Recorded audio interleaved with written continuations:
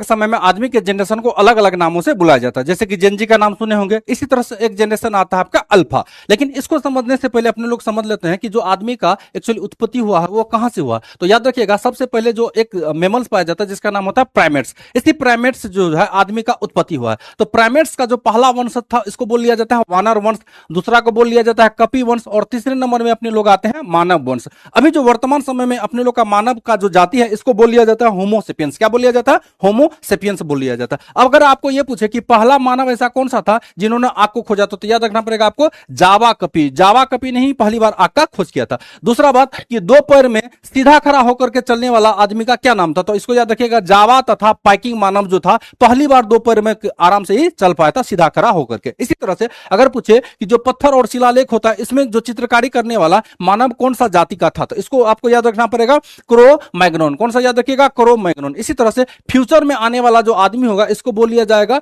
होमो फ्यूचरस। क्या बोल लेते हैं? होमो फ्यूचरस बोल लेंगे। आगे चल लेते हैं। अब ये जान लेते हैं कि सबसे अधिक जीवाश्म कहां पाया गया था, तो ये पाया गया था आपका अफ्रीका महाद्वीप में। आदमी का सबसे अधिक जीवाश्म पाया गया था अफ्रीका महाद्वीप में। अगर आपको यह पूछे कि सबसे पहले झोपड़ी बना करके रहने वाला और मुर्दा को दाह संस्कार करके दफनाने वाला पहला कौन सा मानव जाति था, तो इसको याद रखिएगा निडरथल मानव था। इसी तरह से अगर आपको पूछे, क्या पूछे कि ऐसा कौन सा मानव जाति है जिसको क्या बोल लिया जाता है? होमो इरेक्टस बोल लिया जाता है, तो याद रखना पड़ेगा जावा तथा पाइकिंग मानव। अगर आपको पूछे कि हमारे जो मानव का जो रिश्तेदार मतलब वंश का होता है ये कौन होता है, तो इसको याद रखना पड़ेगा आपको कौन कौन? बंदर, चिंपैंजी, गोरिल्ला, गिब्बत तथा ओरंगुटान को जो है ये मानव जाति का क्या माना जाता है? वंशज माना जाता है। आगे चल लेते हैं, आगे समझ लेते हैं कि सबसे बड़े अगर आपको पूछे कपी किस क्या है तो गोरिल्ला, सबसे छोटा कपी पूछे तो गिब्बन, और सबसे ज्यादा बुद्धिमान अगर पूछे तो ये होता आपका चिंपैंजी। अब आते हैं जनरेशन में। जिस भी व्यक्ति का अगर जन्म हुआ है 1928 और 1945 के बीच में तो इसको बोल लिया जाता है साइलेंट जनरेशन।